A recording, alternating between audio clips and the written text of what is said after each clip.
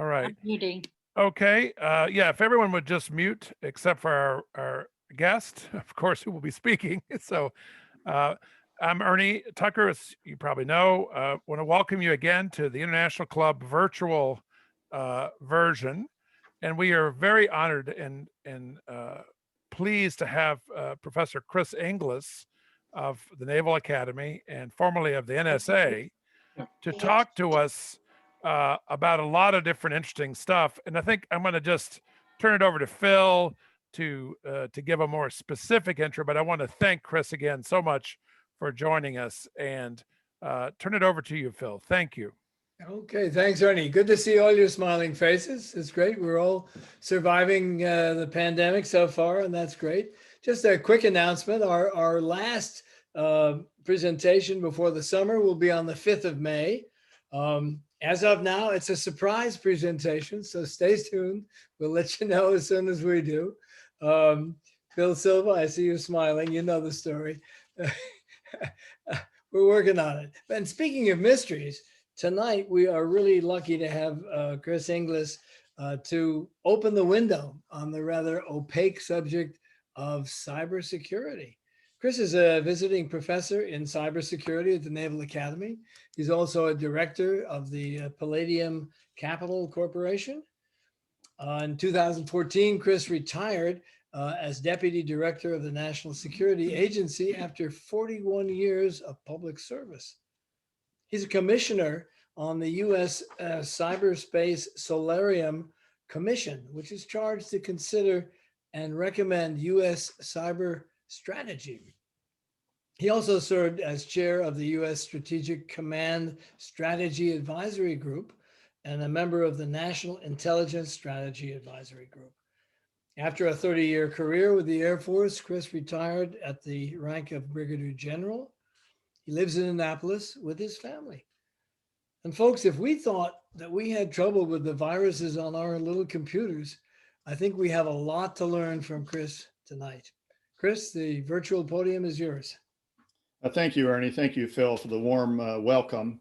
And thanks especially for the opportunity to participate in this forum over many years. I must say that I generally prefer to be on your side of this presentation, but I have enjoyed it, so it's probably time to sing for one's supper.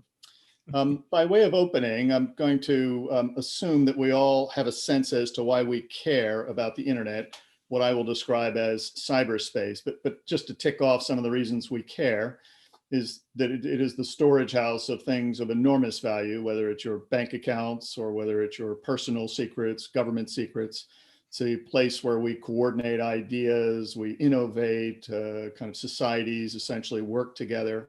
It coordinates the flow of goods. It coordinates the delivery of critical services.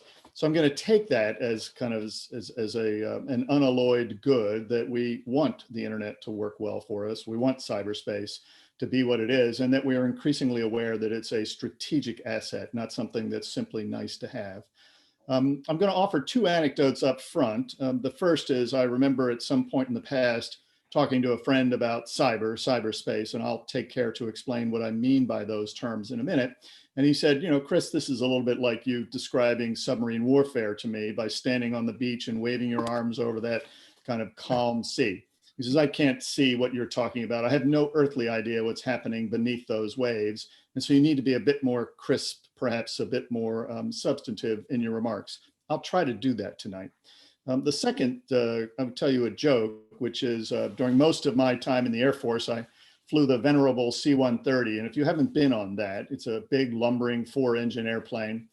Does a lot of intra-theater airlift. It doesn't actually fly. It makes enough noise to scare the ground away. But that being said, the joke runs like this. This C-130 is coursing along at altitude, having successfully climbed out after takeoff, and it's on its way to somewhere that matters. And it has an engine problem. Pilots doing what they're supposed to do. They diagnose it. They determine they should shut that engine down. They do. And then they reduce the speed of the airplane to maximize the range, and they reduce the altitude. And then with no small amount of pride, they announce that fact to the passengers. As bad luck would have it, they then lose a second engine and a third engine. And at each time they do the same thing. They kind of reduce the power overall, they reduce the speed, they reduce the altitude, and they're confident that they'll make it to their destination. because that's why you have 4 engines. You can make it on one. After they've lost the 3rd engine, one passenger in the back looks at another passenger in the back, and with no prior experience in this business says, well, I hope we don't lose the last engine, because if we do, we'll be up here all day. Now, I tell that story not because it's directly relevant to cyber, but there's something about that straight line extrapolation that a lot of people get wrong about cyberspace as well. We've seen one thing after another go wrong in cyberspace, and we wake up the next day, dust ourselves off, and imagine that we seem to be okay. We think we'll perhaps make it to the next destination, absent perhaps one engine proceeding a little bit slower, a little bit lower. I kind of would offer that there is perhaps a knee in the curve, the reverse knee in the curve, which is at some point the strategic underpinnings of cyberspace. If they're not built, sustained, defended properly, we will wake up one day and we'll find ourselves in a strategic trap, a place where perhaps these activities that we so fundamentally depend upon for health, safety, life, for the things that we hold near and dear in this free and open society, that they will be sufficiently at risk that they'll be gone. And so with that little bit of kind of darkness dead ahead, I'm going to give some positive remarks about the nature of strategy that's emerging. But to do that, I'm going to actually walk through 4 things. First, I'm going to define terms. I'm going to step back a bit and try to describe a characterization of cyber that might make more sense than what in the mind's eye is probably swimming at this moment in time, which is this tumble jumble of wires and pipes and devices and pathways and software, whatever that is. So I'm going to describe, perhaps in more practical terms, how to think about cyberspace. I'm then going to talk about what I call sins and sinners. What are the things that can go wrong in cyberspace? Then I'm going to talk about the current trends. I can be brief on that. Well, most of us have experienced that. And then I'm going to go to solutions. What are the emerging solutions, whether those are things individuals can do, or perhaps more importantly, what we as a society can do. And hopefully, in the end, leave enough time for your questions so that we can have a discussion about the things that you care about. Now, when Helen, Chris, can I interrupt for half a second? Could you record this? I'm so sorry. Oh, no problem at all. Please do. I think you have to. Oh, I do. Okay. Record button, because you're the host. Sorry about that. Sorry for it says, please ask the host to give you permission to record. Let's assume I've done that. It still says that I need that permission. So apparently I am not the host at this Ernie, point. can you? I'm recording, Phil. Thank Okay, you. good. Sorry. Thank you. Recording. Don't even worry about it. We're all set. Sorry for the interruption. Go on. You're right, though, Maryland. You have to have consent on all sides. So I'm assuming that silence is consent. You've all been muted, so your silence is consent. Now, when Ernie and Phil and I were talking about this ahead of time, I said that I didn't intend to use slides, and they were shocked, stunned, and amazed, because any Air Force officer worth his salt will show up with 500 PowerPoint slides, and I'm not the exception. I have them. I just hadn't intended to use them, but they convinced me that perhaps 5 slides might be useful for this first part of the conversation. So if you'll bear with me, I'm going to show you a couple of slides just to help in the characterization of how to think about cyberspace.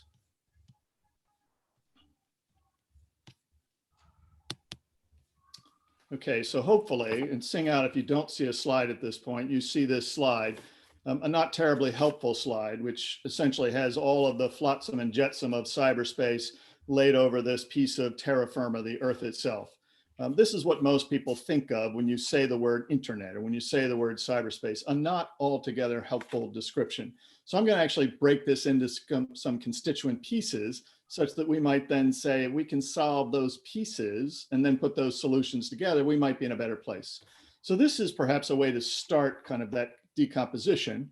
Most of us, when we think of the internet or cyberspace, I use those terms almost interchangeably, we actually think of this. This is the technology bit, right? On this top plate, you have all the devices, smartphones, routers, laptops, desktop servers, printers, all those things that have internet protocol addresses in cyberspace that you can actually manipulate, that store information for you, process information for you, present information to you.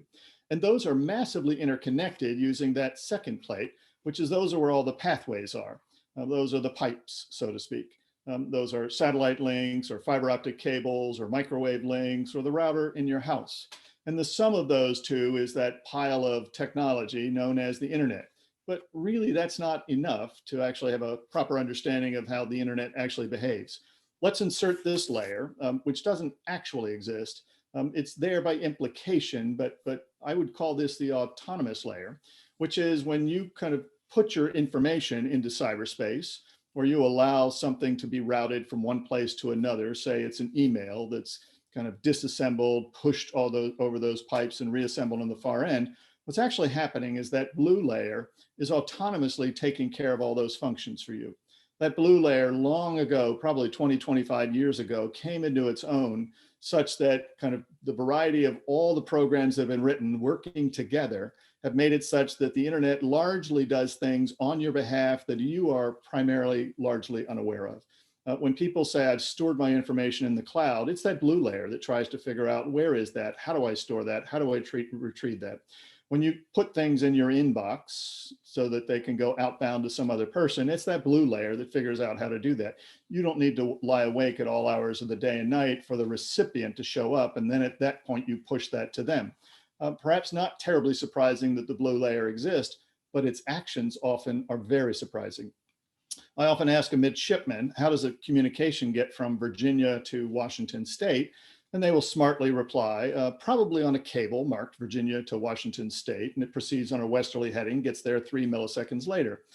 At which point you say, not so fast. Turns out that the blue layer actually takes care of that for you. The blue layer tries to optimize the use of all of those pathways. If I'd asked that question in the middle of an American day, the blue layer would say, you know, those pipes from kind of Virginia to Washington State are at this moment in time very, very busy. They're clogged. There are all sorts of people doing legitimate business, work, Zoom sessions, perhaps people watching cats playing piano on YouTube. But when it's all said and done, the American pipes are clogged. So the blue layer says, turns out I have access to pipes around the world. I'm going to ship that communication from Virginia across the Atlantic, across Europe, across Asia, across the Pacific. It will get to Washington State, perhaps in terms of the physics, more slowly than if it had proceeded on a dedicated cable. But given that what it's really doing is trying to avoid the contention in the United States, it gets there more quickly because the blue layer has done that for you autonomously. The midshipman at this point would say, touche, over to you. Why does that matter? It matters because if you assume that that communication from the headquarters of the submarine fleet in Virginia to a base, a submarine base out on the West Coast, if you imagine that that communication was a communication ordering the deployment of 2 fast attack submarines out to the north coast of, say, Korea. And they got there 9 days later and wondered how on Lord's earth the North Koreans knew that they were coming for the previous 7 days. It was because you having assumed that that communication stayed within your sanctuary, the United States of America, you didn't need to take any effort to protect it. But in fact, it traversed across a pathway that was well outside the United States of America, because the blue layer did that on your behalf. People who don't understand the blue layer often are befuddled, shocked, and perhaps surprised in unpleasant ways when a cyber attack occurs. Having said all of that, I will then kind of show you the next slide, which is these 2 layers. There's a people layer, persona layer, and a geographic layer. These are what makes cyberspace a domain. It serves the interest of people, that's the top layer, and it exists on the planet Earth, that's the bottom layer. These layers exist in the cyber domain, and they are at once comforting because we understand something about how people deal with one another, who's who in that zoo. And the Earth is very comforting because jurisdictions, legal boundaries, protocols, procedures, laws are all written based on that. But when you marry those with cyberspace, cyberspace begins to defy our expectations because people aren't what they seem in cyberspace. There's that old joke about what one dog says to another about cyberspace is nobody knows you're a dog. And there's something about the Earth's jurisdiction that does not convey smartly, cleanly into cyberspace. I will say something more in a moment about this attack that's occurred in the last 3 or 4 months called SolarWinds. But essentially that was a Russian instigated attack that occurred from within the United States against activities that are also in the United States. And that was hard for the United States intelligence services to see because they're not authorized to look within the United States. That's an unalloyed good within our kind of open, free and open society.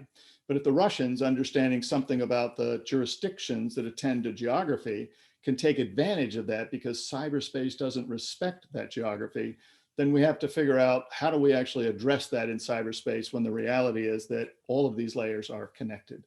Now, what I would observe about this model is that you can think of each of these layers independent of one another.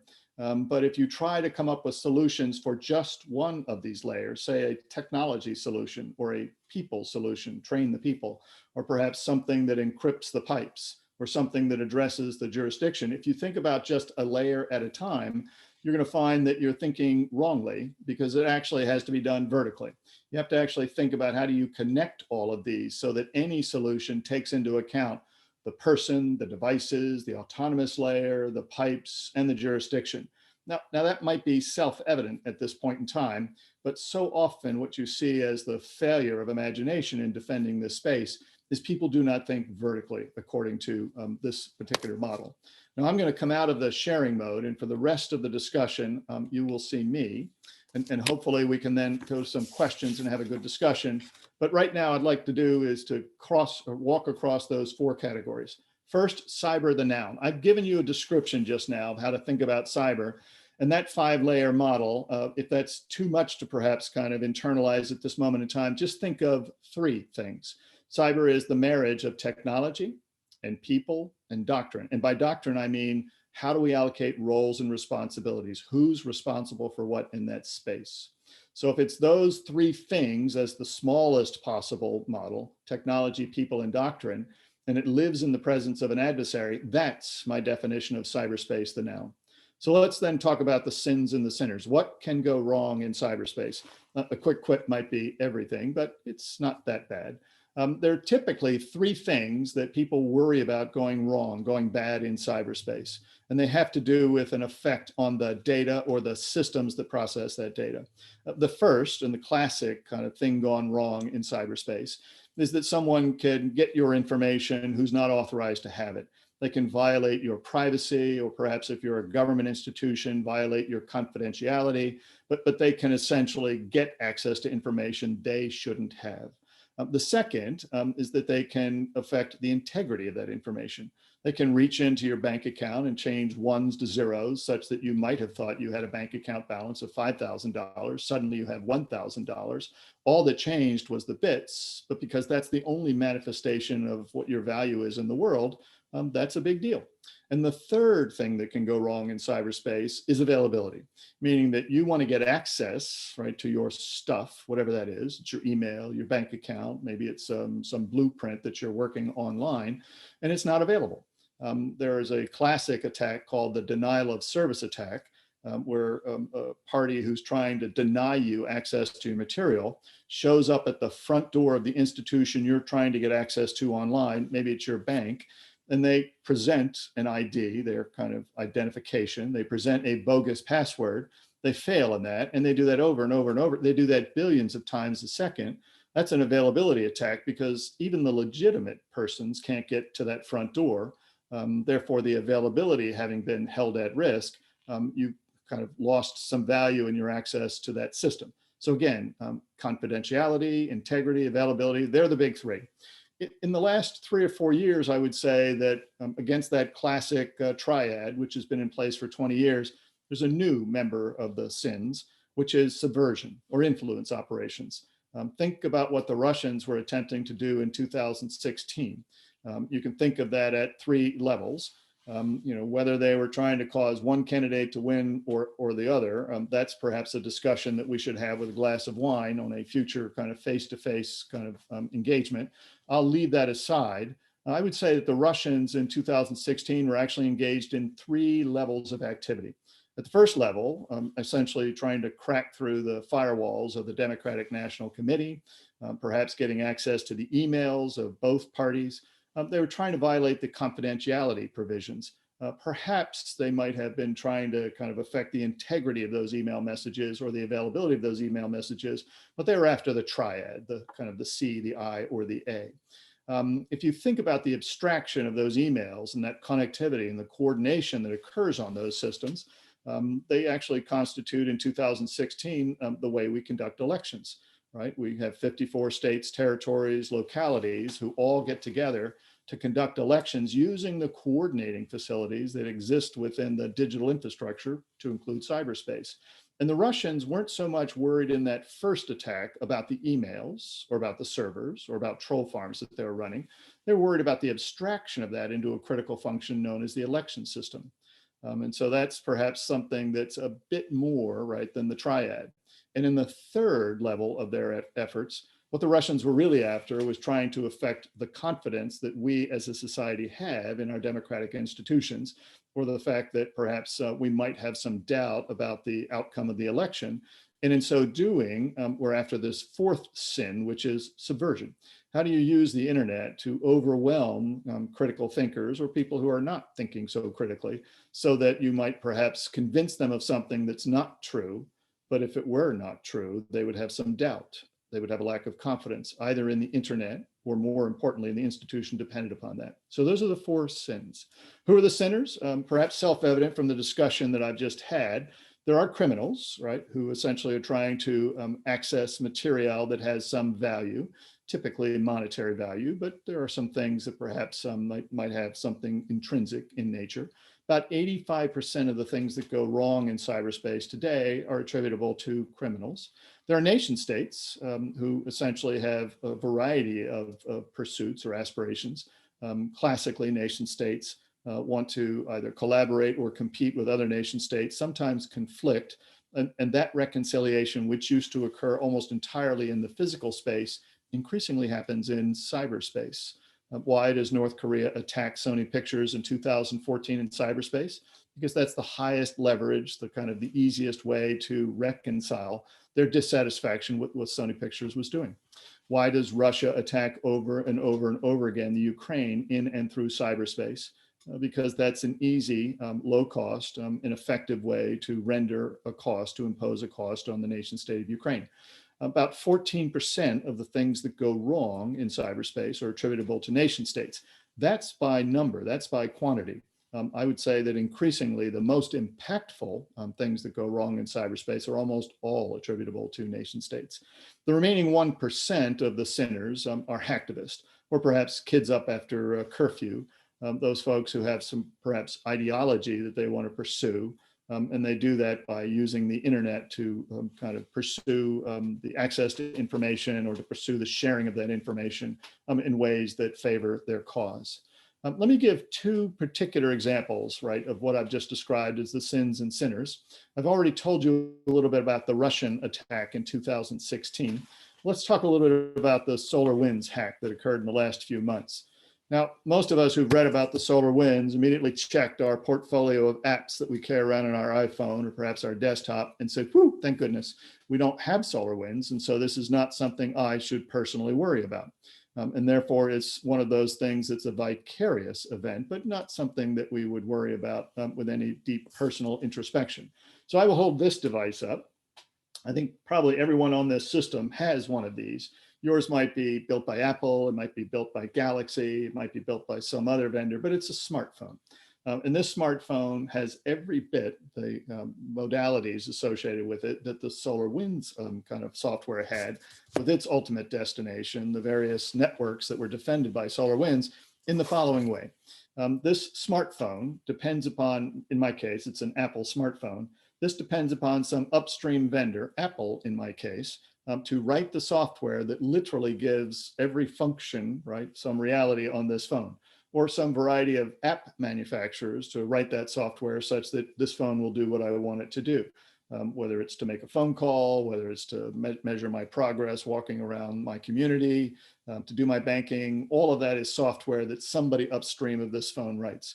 And they at some point will offer me an update on that software, literally an update to the operating system on the phone, or sometimes an update to the app.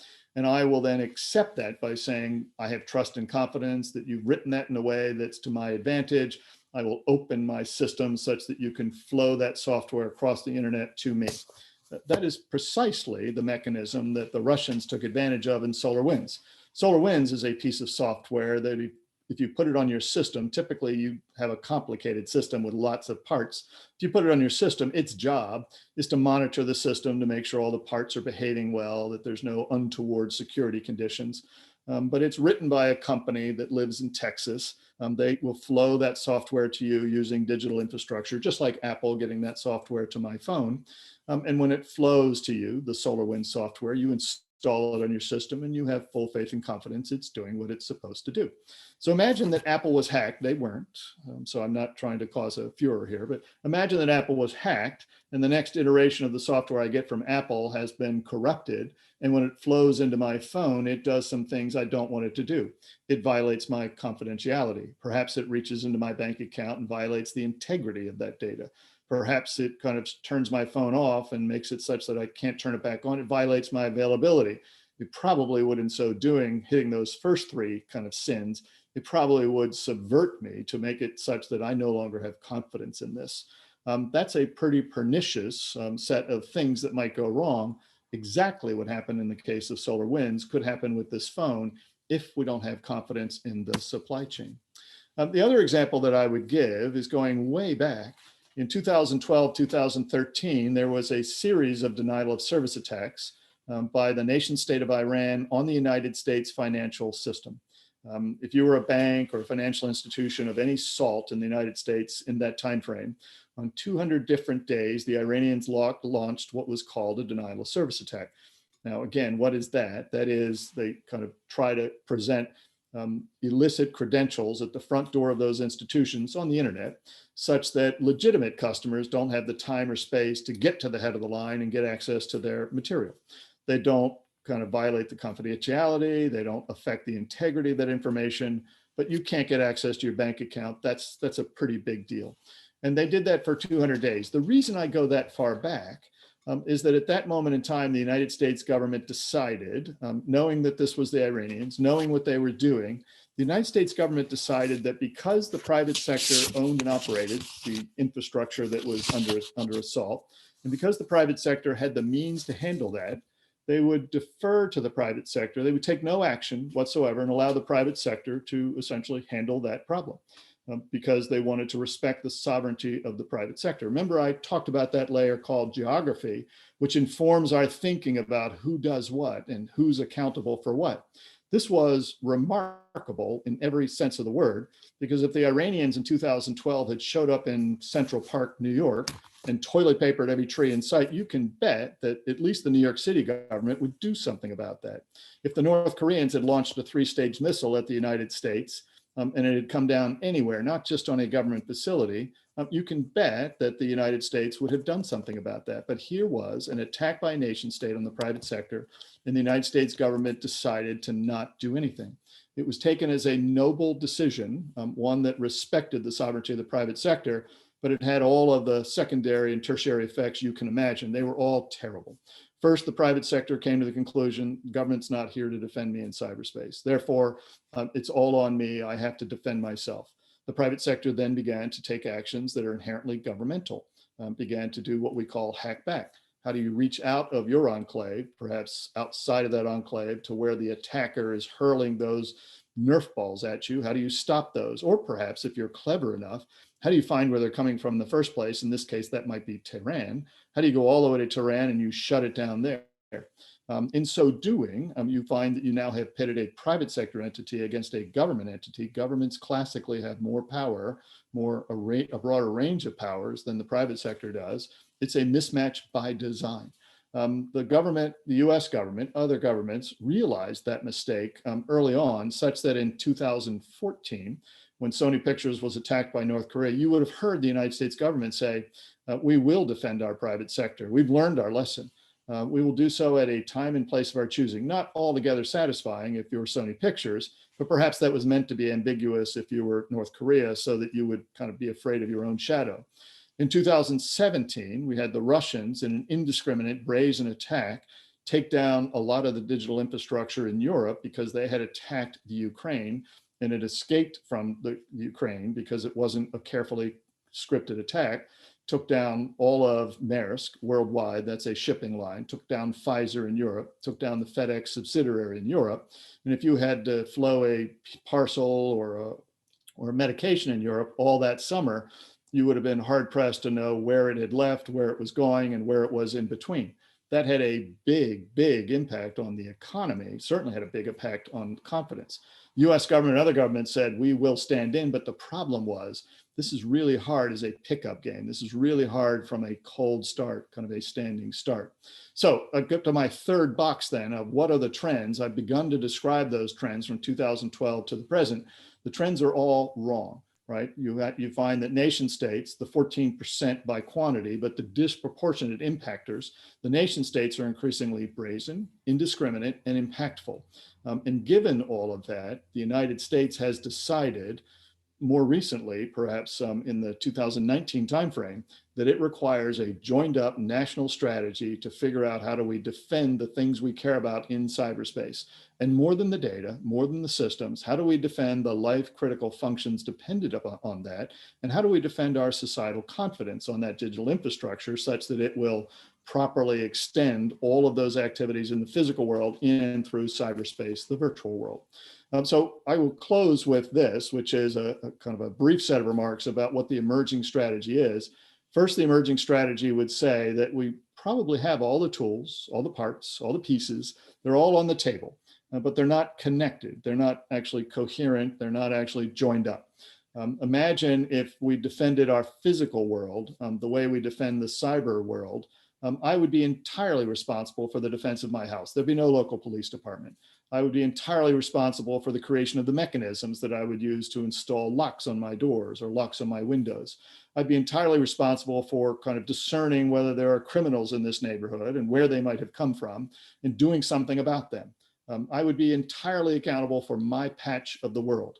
And there wouldn't be something that to the left of me or the right of me that would support, right, my defense of my property, perhaps would take things to a higher level of order so that we create by design order and discipline in the neighborhood, police forces, militias, kind of port control, airport control, kind of folks who watch the skies over North Korea, kind of to knock down 3-stage missiles, folks who worry about hurricanes sweeping up the coast and come up with emergency response mechanisms. All of that is richly available within the physical space. All of that coheres in a way that's very complementary in the physical space.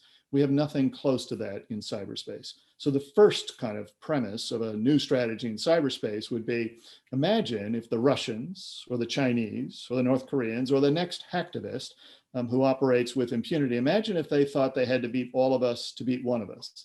That would be bold, that would be new, that would be different.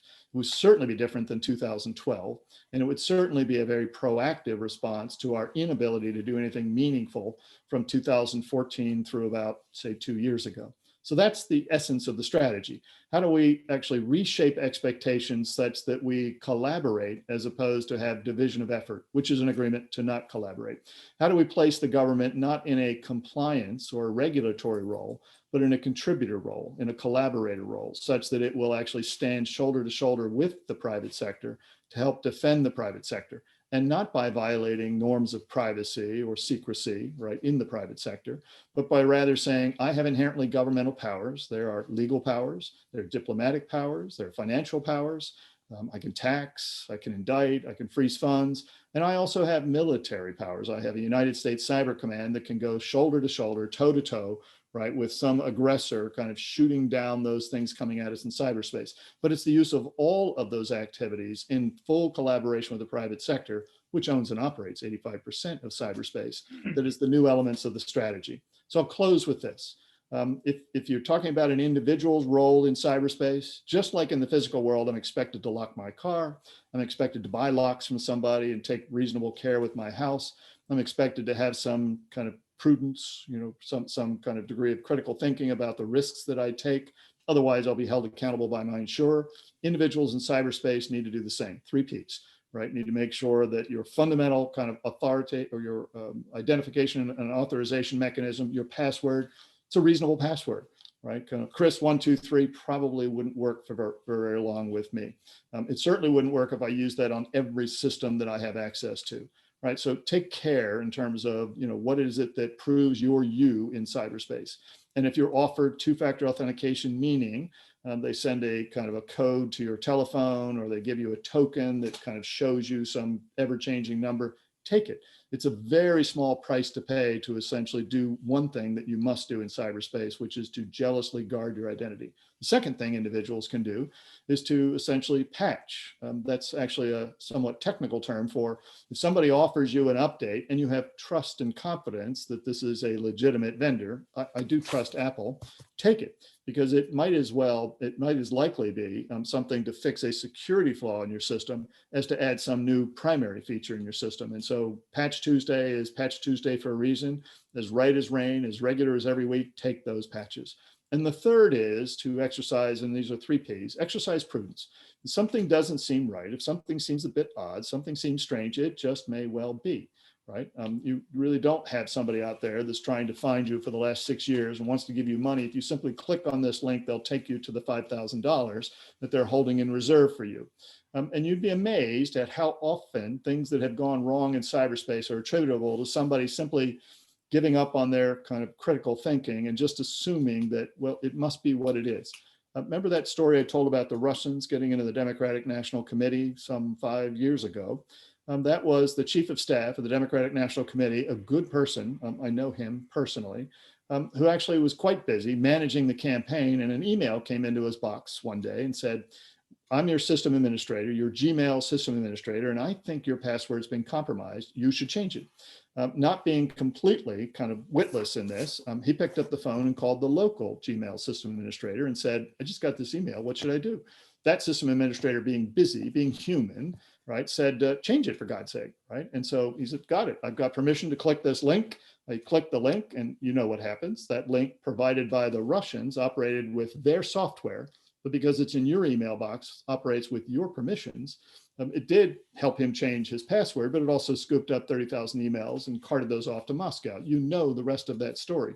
A very simple human error led to that disastrous consequence, because the human being, kind of being typically at the first point of any aggressor's attack, was not up to snuff, was not up to the kind of the task. That's the you, right? You can do that. What do we as a society do? Broadly, 3 things. 1, we need to reset expectations about who does what and affect a collaboration. Remember earlier I'd said it needs to be such that an aggressor in this space, particularly the very capable aggressors, they need to beat all of us to beat one of us. Gone are the days when they can pick us off one at a time, but we're still unfortunately there. Think of all the ransomwares that are occurring one at a time, right? As they kind of knock down one pin after the other. We need to stop that. We need to truly collaborate. Private-public collaboration is going to be the coin of the realm. And there's some very nice initiatives that are underway to do just that. Second, we need to make sure that we sufficiently harden ourselves. Better software, better hardware, better something called firmware, which essentially is the permanent memory of your system, and better people. I don't mean better people in terms of the literal quotient, but more able people, people who understand something about how does cyberspace actually work? What actually happens when I click on this link? People who have the moral equivalent of training to cross a busy, crowded 2-way street. They look both ways, right? And if we do that, we will be a harder target. It will be less likely that an adversary will succeed when they come at us. And then we need to be prepared to do the third thing, which is we need to align actions with consequences. Now, oftentimes that third one is said, we need to impose a consequence on adversaries. I've said it the way I've said it for a reason, which is we need to make sure that the good people, the good guys and gals actually are rewarded. They're incentivized to take those actions. Security is not often the most fun thing you can do, and it needs to be that you accrue some benefits, not simply your mission or your singular kind of personal purpose kind of is aided and abetted, but the government will actually treat you as if you've done something responsible and decent, so that if you actually wind up in a scrape, the government will stand in and help you. The incentive will be that if you take care of yourself to the extent that you can, you will get material assistance. And on the other end of that, aligning actions to consequences, if you do something bad in cyberspace, it needs to be that there's a cost associated with that. I remember when I said the Russians took down most of the digital infrastructure in Europe in 2017. What's happened to them because of that? Zip, nothing, nada. What happened to the Iranians because of what they did in 2012, 2013? Nothing. What happened to the North Koreans? Nothing, right? Time after time, there's been no consequence. Now, why is that? In part because attribution is hard. And by the time you figure out who's done this, right, the trail has gone sufficiently cold that you've moved on to something else. They've clearly moved on to something else. And it looks like it wouldn't make perhaps any sense to then punish them a year or two after the event. So we need to improve the attribution and the timeliness of that. But also we haven't defined the norms such that we can describe for ourselves up front what constitutes acceptable behavior, what constitutes unacceptable behavior. When the Chinese were massively stealing intellectual property from the United States private sector grossly between 2012 and 2020, on most days when that was happening, we could see it as if it was a red neon light on a kind of a near hill. And the Chinese would say to us, it's in the open space. You actually put it on the network. We thought you wanted us to have it. Now that's a somewhat disingenuous retort, but unless we make it very clear what's acceptable, what's unacceptable, and then impose a consequence for that unacceptable behavior, we'll be in a bad place. So again, what we need to, as a society to do is to join up, integrate, and collaborate. We need to make ourselves a harder target. And we need to make it such that we align actions and consequences. The most recent legislation on this out of the federal Congress, it's the National Defense Authorization Act of 2021, passed on the 1st of January of this year, was the most fulsome kind of cyber legislation ever passed. Right, had upwards of about 70 different measures in there, and legislation is only one measure of societal resolve, but it is a measure.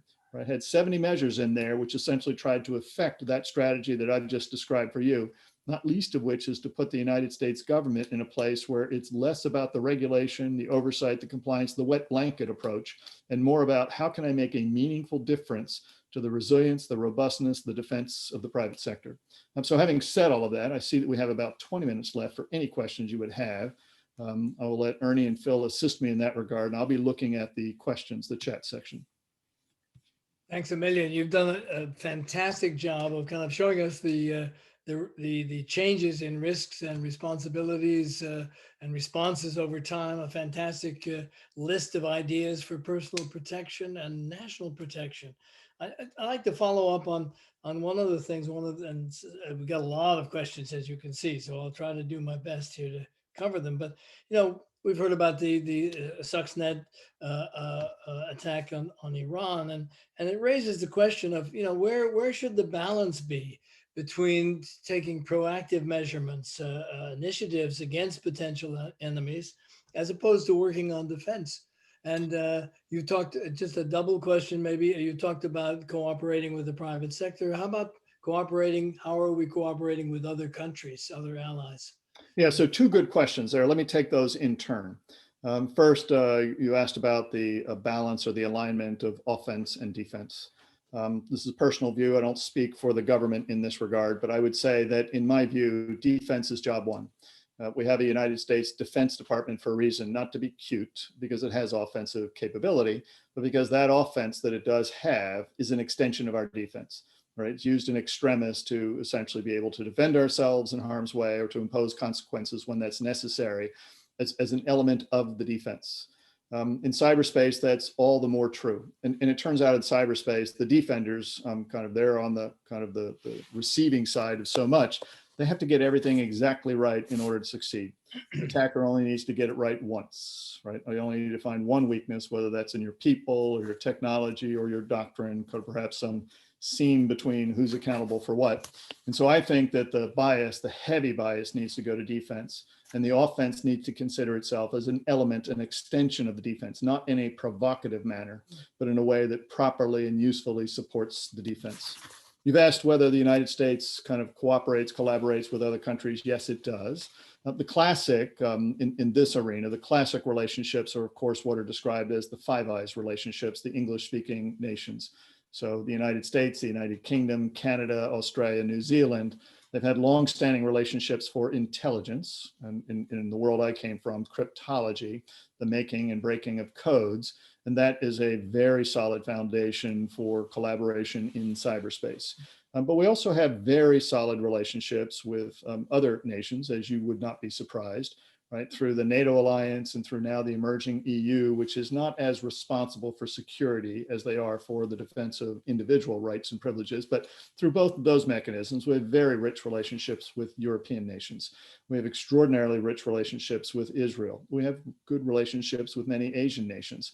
And in this regard, there are typically three sources of order and discipline in a domain of interest.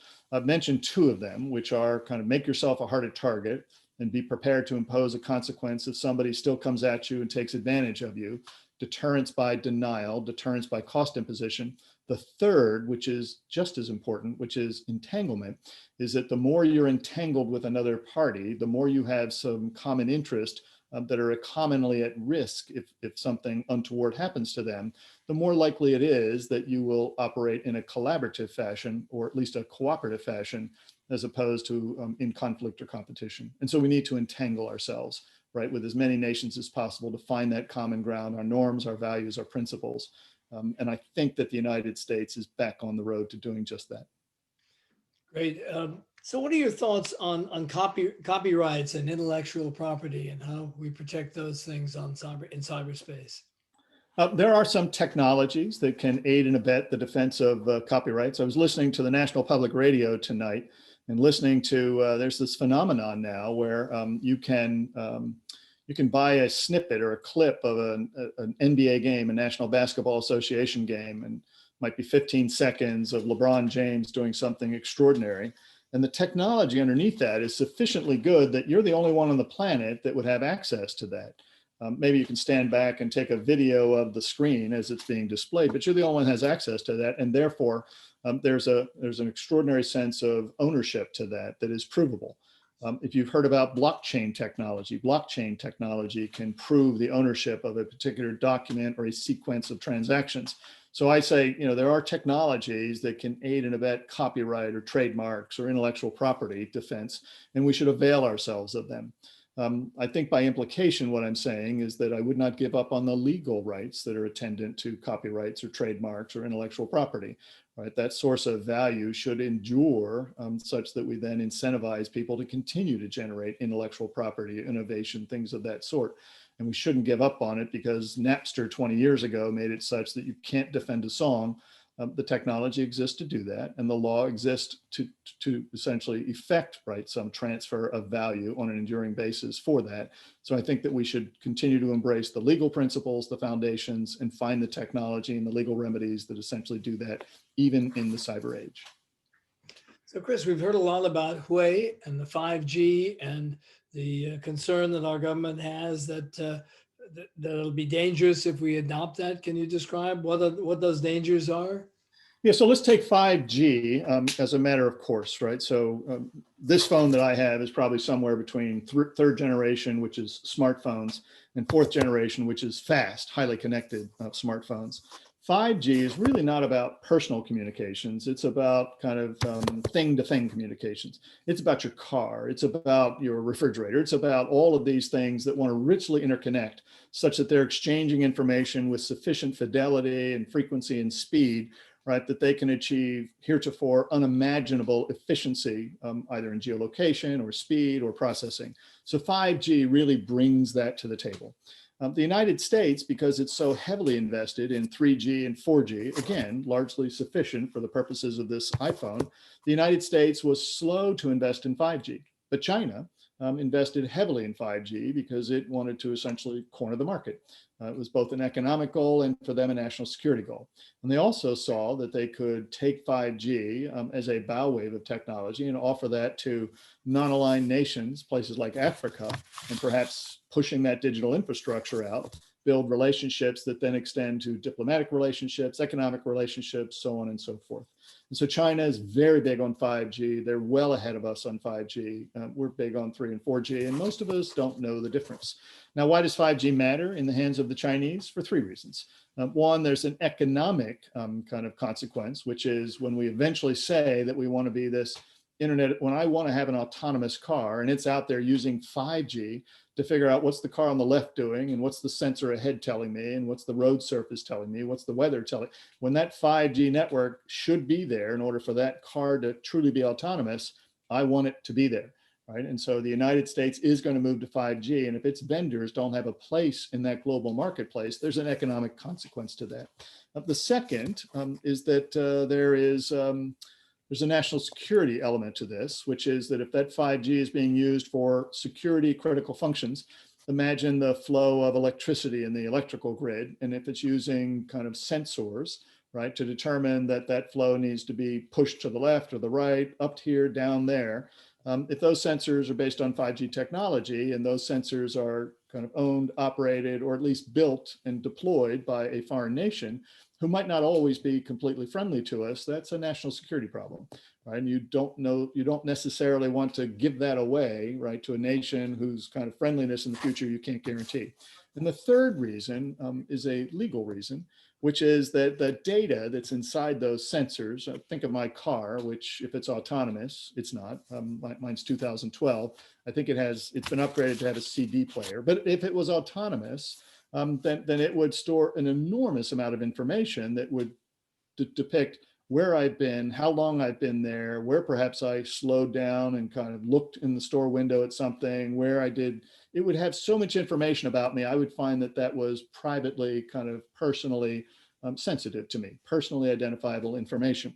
And if that information, that content is available to the proprietor who runs that system, and their legal system says that the government can have access to that for any reason whatsoever, we would find that an abridgment of our Fourth Amendment rights, which said that unless you've got probable cause, you shouldn't have access to the content of my possessions, the content of my personal data.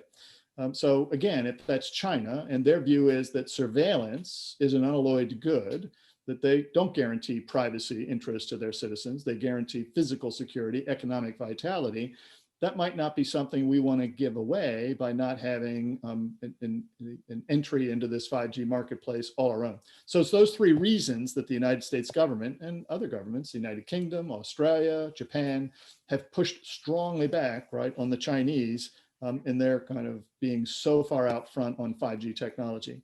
I don't think to this day we have found something actually illicit in the software, the systems that the Chinese have deployed, but it doesn't matter based upon those three things that I've just pointed out. Great, thanks a million.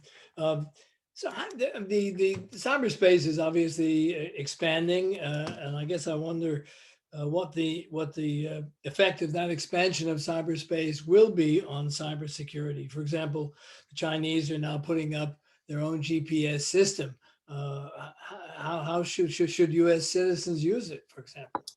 Yeah, so there are actually two countervailing phenomena, and I think the expansion is going to win.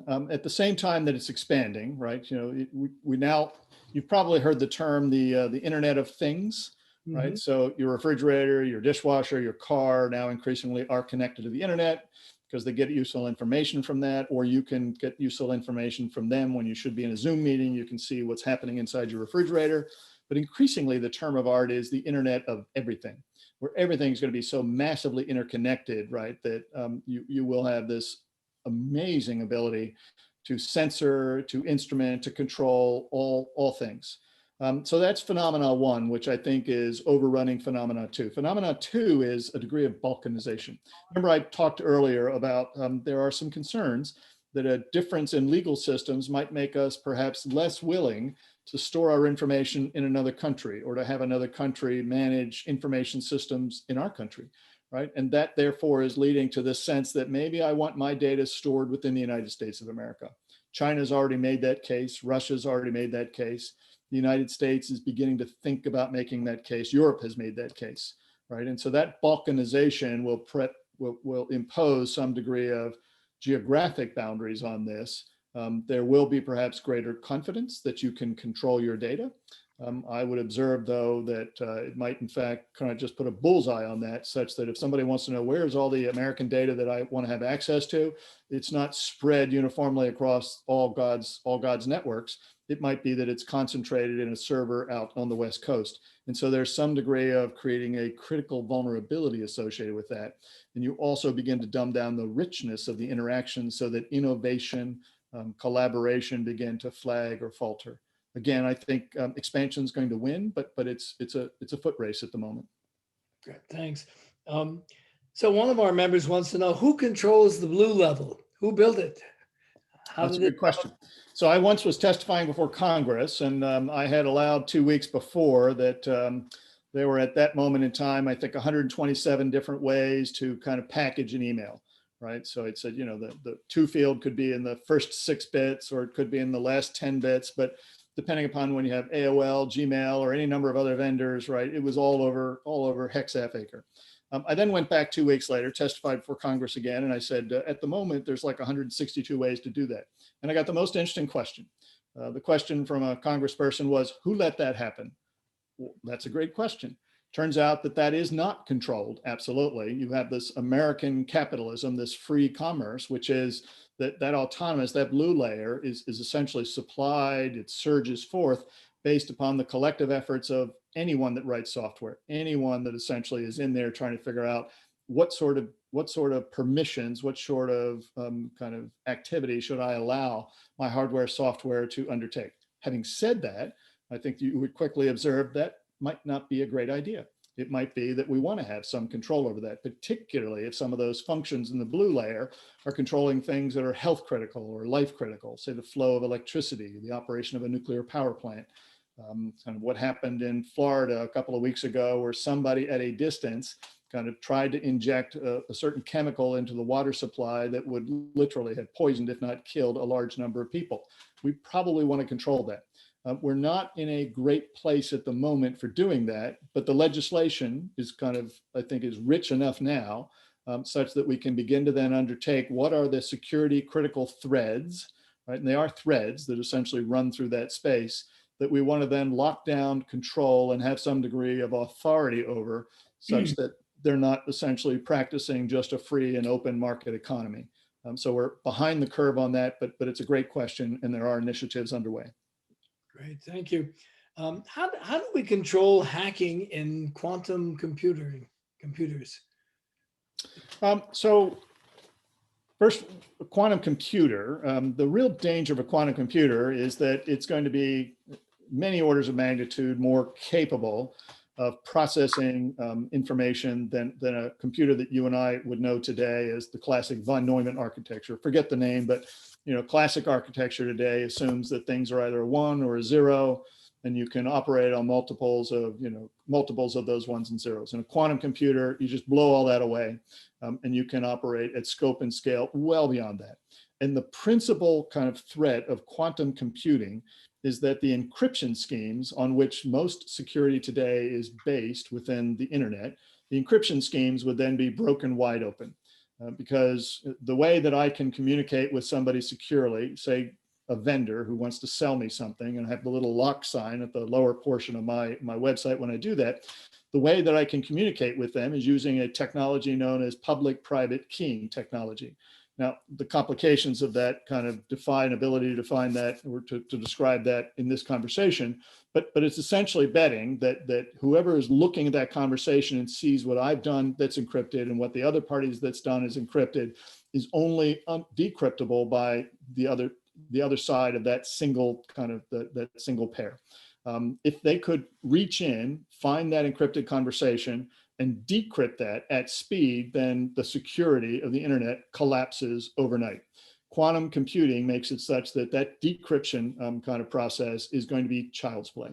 What might have taken a computer today, the age of the universe, to try to figure out all the possible permutations of what the codes might be, quantum computer can do that literally in seconds. So that's the big worry about quantum, not so much quantum hacking, because hacking is hacking. It's a human endeavor to try to use the software for your own merits. It's the ability of that computer to rapidly accelerate your ability to crack some security mechanism in the system.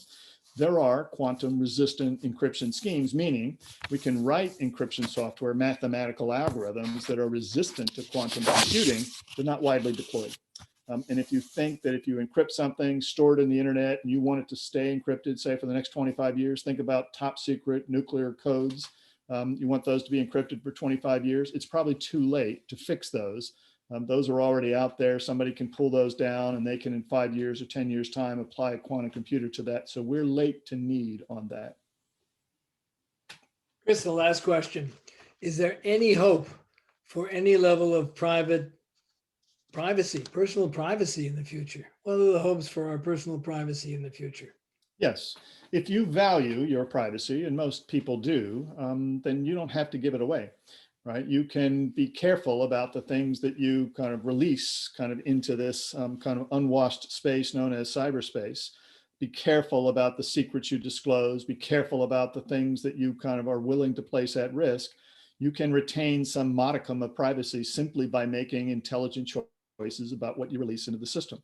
At the same time, governments, particularly in Europe, but increasingly the Five Eyes nations as well, are getting serious about privacy legislation and holding bad actors and proprietors who essentially provide the security mechanisms accountable for defending your privacy to some extent. Having said all of that, right, if you have a social media account, if you're on LinkedIn, if you're kind of out there kind of posting and publishing, you've intentionally given that privacy away, and you shouldn't then complain, right, bitterly that's been done. You were an agent kind of aiding and abetting that.